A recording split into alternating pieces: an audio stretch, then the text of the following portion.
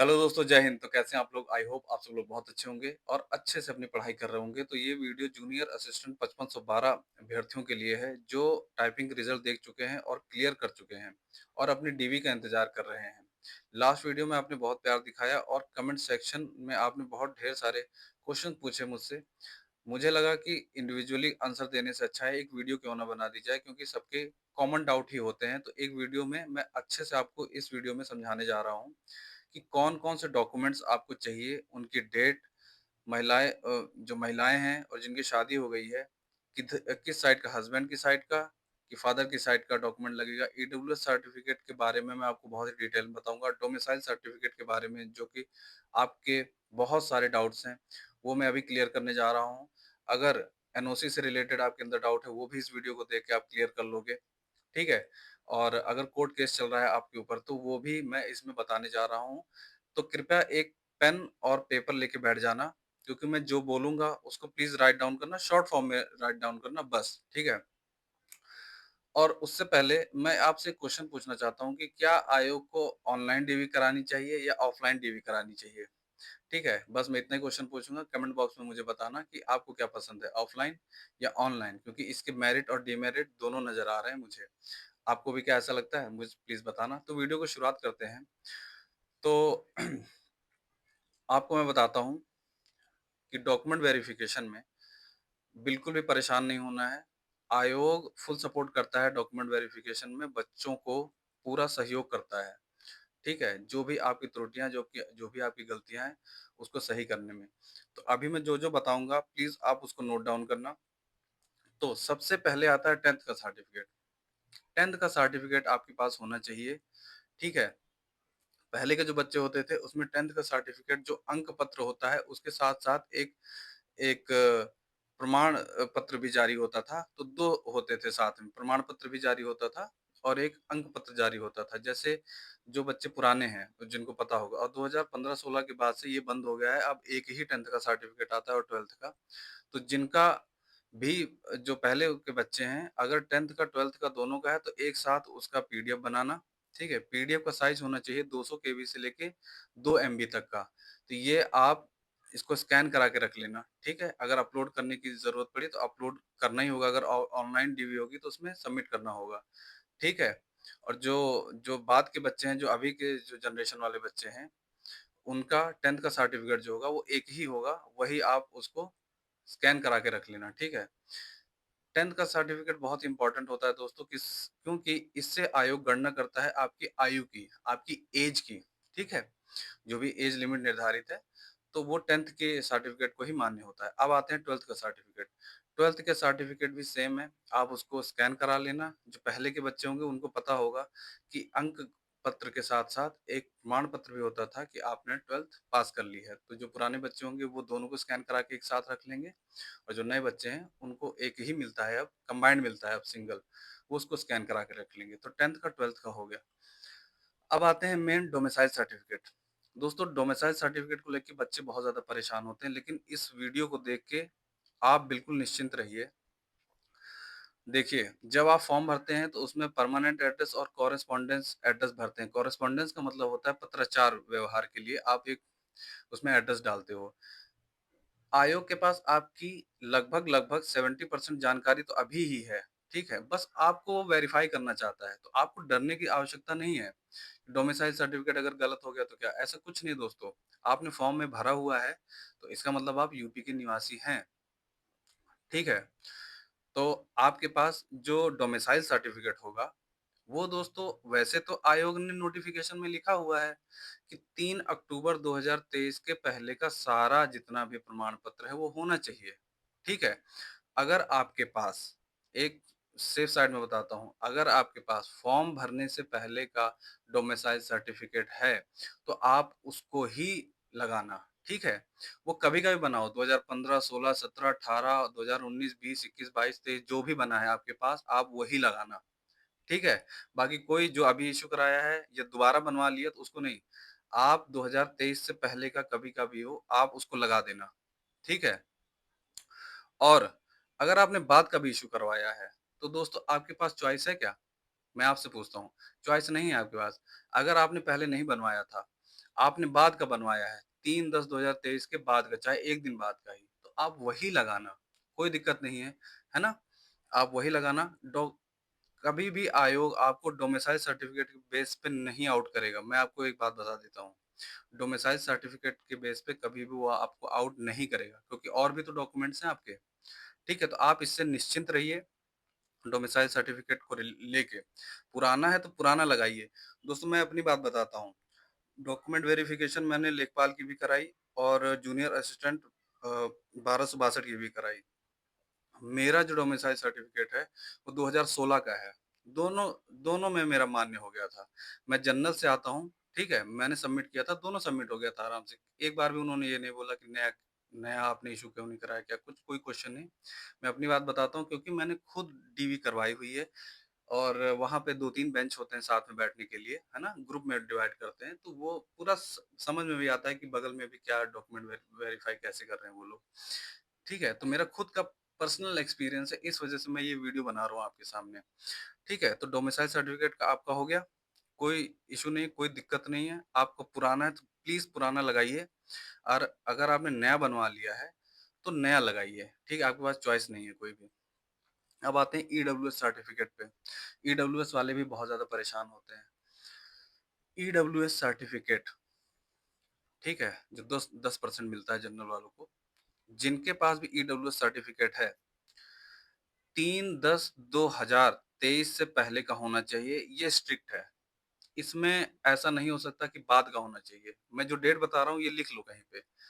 3/10/2023, ये 5512 जो वैकेंसी आई थी, इसकी लास्ट डेट थी फॉर्म भरने की। इसके पहले का ईडब्ल्यूएस सर्टिफिकेट आपके पास आ गया होना चाहिए, मतलब होना चाहिए उस वक्त प्रेजेंट में। उसके बाद का होगा तो आपको नहीं माना जाएगा, आपको जनरल कैटेगरी में वो लोग डाल देंगे, आपको डिबार नहीं करेंगे।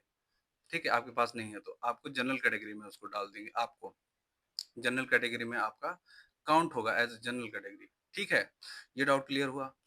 अब ईडब्ल्यूएस सर्टिफिकेट, दोस्तों ईडब्ल्यूएस सर्टिफिकेट में दो डेट बहुत ज्यादा इंपॉर्टेंट होती है, वो है एक फाइनेंशियल ईयर और एक होता है वैलिडिटी ईयर, कब तक वैलिड है और कब, और एक फाइनेंशियल ईयर सबसे ऊपर लिखा होता है। फाइनेंशियल ईयर आपका होना चाहिए 2022 से 2023 का, ठीक है? फाइनेंशियल ईयर 2022-23, और जो वैलिड ईयर है, मतलब जब आप इनकम सर्टिफिकेट लगाते हैं, क्या होता है, मैं आपको एक्सप्लेन करता हूँ। ईडब्ल्यूएस सर्टिफिकेट जो भी बच्चा बनवाता है उसको ये पता होगा कि पहले वो इनकम सर्टिफिकेट बनवाता है, उसके बाद वो ईडब्ल्यूएस सर्टिफिकेट बनती है, ठीक? तो जो वित्तीय वर्ष होगा ना उस ईडब्ल्यूएस बनाने के लिए, वो 1 साल पहले का होता है। 2022-23 का आपका फाइनेंशियल ईयर होगा, और जो आपका इशूइंग डेट होगा और जो वैलिड ईयर होगा वो 2023 से लेके 2024 तक होगा। और ईडब्ल्यूएस सर्टिफिकेट 1 साल के लिए वैलिड होता है, उसके बाद फिर आपको फिर से इश्यू कराना होता है। ठीक है? तो जो विद्यार्थी डीवी करवाएंगे इसकी, उनके में आप चेक कर लेना जाके कि उसमें फाइनेंशियल ईयर 2022-23 लिखी होनी चाहिए और वैलिड ईयर 2023 से लेकर 2024 तक होनी चाहिए। ठीक है? कोई दिक्कत नहीं, कोई डाउट नहीं है आपको? और अब मैं आपको एक बात बताता हूँ, अगर आपका ईडब्ल्यूएस सर्टिफिकेट खो गया है, ठीक है? आपका ये भी डाउट क्लियर कर देता हूँ मैं, कि अगर आपका ईडब्ल्यूएस सर्टिफिकेट खो गया है तो आप क्या करें? क्या दिखाएँगे या क्या अपलोड करेंगे? तो प्लीज़ अभी या कल जाके ऑनलाइन एफआईआर या फिर नज़दीकी जो भी आपके आपके क्षेत्र में थाना होगा वहाँ जाना, आप एक एफआईआर कराना, उससे एक रिसीट लेना, है ना?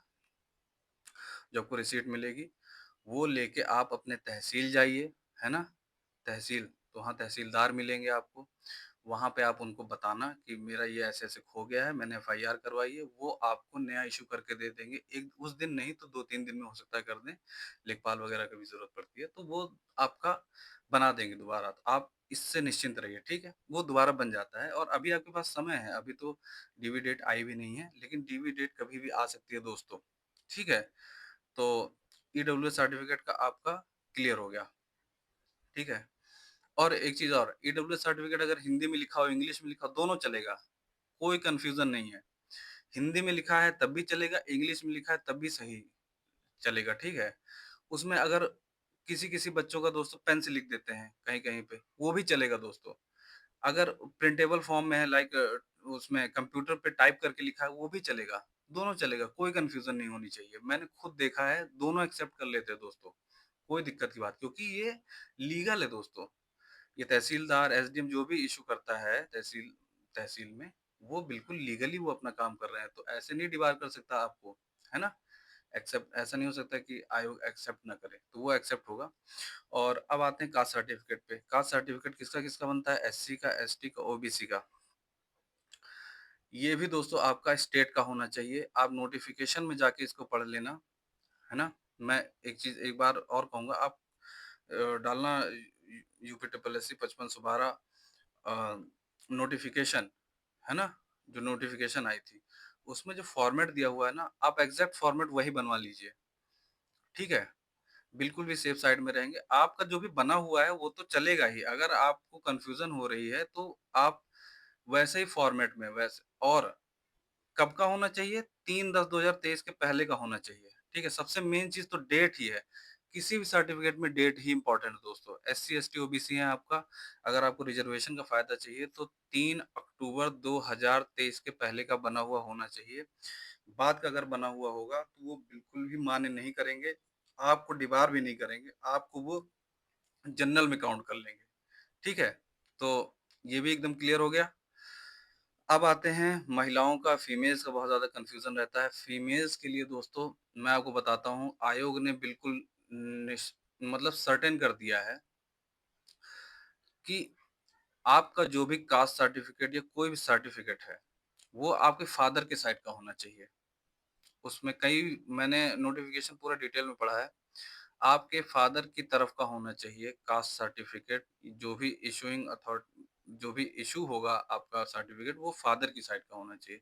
तो कृपया आप देख लें कि जो भी आपका सर्टिफिकेट है वो किधर से इशूड है, हस्बैंड की साइड का है कि फादर की साइड का है। तो फादर की साइड होगा तो वेल एंड गुड है, आप वही लगाना, फादर की साइड वाला ही लगाना। और अगर नहीं है दोस्तों, तो आपके पास फिर चॉइस नहीं रह जाती है। तो चॉइस जब नहीं रह जाती है, तो जो है वही अपलोड कीजिए। अगर मान लेंगे आयोग तो ठीक है, क्योंकि अंतिम फैसला आयोग का होता है दोस्तों। आयोग मान लेगा तो ठीक है, नहीं तो आपको जनरल में डाल देगा वो, है ना आयोग। तो परेशान नहीं होना है, आपको डिबार नहीं करेंगे वो, है ना? बस आपको जनरल में वो काउंट करेंगे फिर, ठीक है? और अब बात करते हैं कि अगर किसी भी सर्टिफ़िकेट में किसी भी चाहे वो डोमिसाइल सर्टिफ़िकेट हो, आधार कार्ड हो, 10-12 जो भी कहीं पर भी अगर आपका मिसमैच होता है, फॉर्म में गलती हो गई हो पहले, है ना? यू की जगह वी लिख गया हो या जो भी है कहीं पर भी कोई भी त्रुटि हो, प्लीज़ एक एफ़िडेविट बनवाना, ठीक है? एफ़िडेविट एक ही बनवाना।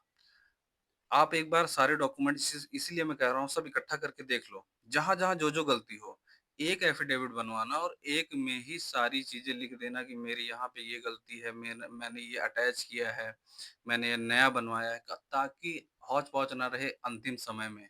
आपके पास सारे डॉक्यूमेंट हो क्योंकि अभी आपको लेखपाल के लिए भी पढ़ाई करनी होगी, आई होप सो। तो प्लीज़ लास्ट के लिए मत रखिए, आप परेशान हो जाओगे, पढ़ाई भी नहीं हो पाएगी। आप अभी से धीरे-धीरे करते रहिए ये सारे काम, अपने डॉक्यूमेंट्स इकट्ठा कीजिए, जहाँ गलती लग रही है आपको कि हाँ, मिसमैच हो रहा है नेम में या डेट में, उसको आप एक एफ़िडेविट बनवाइए, वो बन जाता है बड़े आसानी से 100, 200, 200, 300 रुपए में जो भी है, वकील बना देते हैं। एक ही एफ़िडेविट में सारी चीज़ें अपनी लिख देना, जो भी स्पष्टीकरण होता है, आयोग को आप दोगे, आयोग उसको मान लेगा। अब बात करते हैं एनओसी का। एनओसी दोस्तों किसके लिए होती है मैं बताता हूँ आपको। जो सरकारी काम कर रहे हैं ना, देखो ये वीडियो थोड़ी लंबी जा रही है तो प्लीज़ उसके लिए माफ़ी चाहता हूँ बट एक्सप्लेन करना भी आवश्यक है, ताकि एक ही वीडियो में सारे आपके क्वेश्चन यार क्लियर हो जाएँ, ठीक? अब जितने भी सरकारी कर्मचारी होते हैं वो उनको कैसे कैसे उनको दूसरी नौकरी में आना होता है, मैं आपको बताता हूँ। जैसे जब फॉर्म आया, आपको एनओसी लेनी होती है, जैसे आप सरकारी कर्मचारी हैं, आपको अपने विभाग में एनओसी लेनी होती है कि मैं ये फॉर्म भरने जा रहा हूँ, है ना? इसको बोलते हैं एनओसी को नो ऑब्जेक्शन सर्टिफिकेट। आपकी तरफ से कोई आपत्ति नहीं होनी चाहिए कि मैं एग्ज़ाम देने जा रहा हूँ, आप प्लीज़ मुझे सर्टिफिकेट दे दो कि आपको आपत्ति नहीं है। तो ये फॉर्म भरने वो जब नोटिफ़िकेशन आता है और फॉर्म भरने चलते हैं, उससे पहले ये काम कर लेना चाहिए आपको अगर आप काम कर रहे हैं तो, ठीक है? उसके बाद फिर आप डीवी में जमा करते हैं और जब विभाग आपको आवंटित हो जाता है, तो वहाँ पे आपको एनओसी जमा करनी पड़ती है, ठीक है? ठीक, तब ये चीज़ होती है। एक, दूसरा, अगर फॉर्म भरने के बाद आपकी जॉइनिंग कहीं पर हुई है, तब आपको एनओसी की ज़रूरत नहीं पड़ती है, तब मतलब अभी, बाद में ज़रूरत पड़ेगी जब आपको विभाग आवंटित हो जाएगा तब, ठीक है? तो एनओसी नॉन ऑब्जेक्शन सर्टिफिकेट, ठीक है? ये आपको लेना पड़ता है। जहाँ भी आप काम कर रहे हैं, वहाँ पे आपको बताना पड़ेगा कि मैं यहाँ रिज़ाइन करूँगा, उसके बाद फिर आपको वहाँ पे ले जाके जमा करना होगा, ठीक है? और अब क्या हो गया? अब कौन-सा है? Court case. दोस्तों कोर्ट केस का ऐसा है कि पूरा आयोग पे डिपेंडेंट होता है, जो कोर्ट केस चल रहा है। मान लीजिए कुछ लोग मेरे कमेंट बॉक्स में भी एक बच्चे ने कमेंट किया था कि मेरे ऊपर कई धाराएँ लगी हुई हैं और कोर्ट केस लगा हुआ है। तो अगर आपके ऊपर कोर्ट केस आपके पटीदार ने या फिर जो भी है यार, आपकी ही गलती हो या जो भी है, तो आपके ऊपर ये कोर्ट केस कोई भी मुकदमा या फिर कुछ भी चल रहा हो, तो ये पूरा आयोग के ऊपर होता है कि वो आपको क्या करता है। वैसे जनरली आयोग करता क्या है कि आपका जो विदहेल्ड कर लेता है, आपकी एक जो आपकी पोस्ट है, अगर आप फाइनल में हो जाते हो तो, विदहेल्ड कर लेता है और आपको समय देता है कि आप पहले अपना कोर्ट केस क्लियर कीजिए, वहाँ से क्लियर होने के बाद फिर वो आपको दे देता है। लेकिन अगर बहुत ज़्यादा संगीन आरोप हैं या फिर आप मर्डर या फिर बहुत ज़्यादा हीनियस क्राइम आपने कर दिया है, तो उस पे आयोग विचार करके आपको डिबार भी कर सकता है। तो ये मुझे लगता है कि पूरा आयोग पर डिपेंडेंट करता है दोस्तों। तो आई होप आपके सारे डाउट्स क्लियर हो गए होंगे।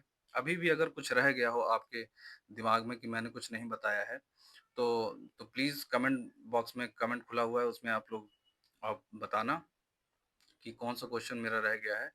बाकी डॉक्यूमेंट वेरिफ़िकेशन के लिए आप लोग तैयार रहिए, ठीक है? अभी एजीटीए वालों का डॉक्यूमेंट वेरिफ़िकेशन हो रहा है जिसमें सर्वर की भी प्रॉब्लम आ रही है। तो देखते हैं कि हमारा ऑफ़लाइन होता है 5512 वालों का कि ऑनलाइन होता है, ठीक है?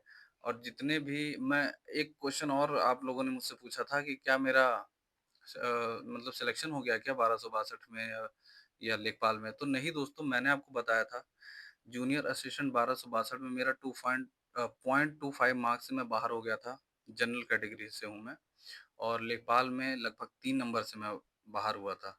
तो मैं अभी करंट में नौकरी नहीं कर रहा हूँ, ठीक है? तो आप लोग प्लीज़ भ्रमित मत होइए और ये जो वीडियो है आप प्लीज़ शेयर कर सकते हो अपने दोस्तों से भी, क्योंकि मैंने बहुत ही डिटेल में आप लोगों को ये सारी चीज़ें बताई हैं। चाहे वो डोमिसाइल सर्टिफ़िकेट हो, ईडब्ल्यूएस सर्टिफ़िकेट हो, कास्ट सर्टिफ़िकेट हो, महिलाओं के लिए एनओसी और कोर्ट केस 10th-12th सब कुछ आपको मैंने बता दिया है। ये चीज़ आप रेडी करके रखिए। वीडियो अच्छी लगी हो तो प्लीज़ सब्सक्राइब करना, लाइक करना और कोई क्वेश्चन हो, कोई राय है, आपके पास कोई सुझाव है, कोई सजेशन है ना? और अपनी कोई भी चीज़ आप बोलना चाहते हो, कुछ शेयर करना चाहते हो, तो प्लीज़ कमेंट बॉक्स आपके लिए खुला हुआ है। आप लोग प्लीज़ उसमें कमेंट कीजिए, बताइए मुझे, कोई क्वेश्चन हो, कोई क्वेरी हो तो प्लीज़ बताइए और आपका बहुत-बहुत स्वागत है। तो मिलते हैं अगली वीडियो में, तब तक के लिए जय हिंद, जय भारत दोस्तों।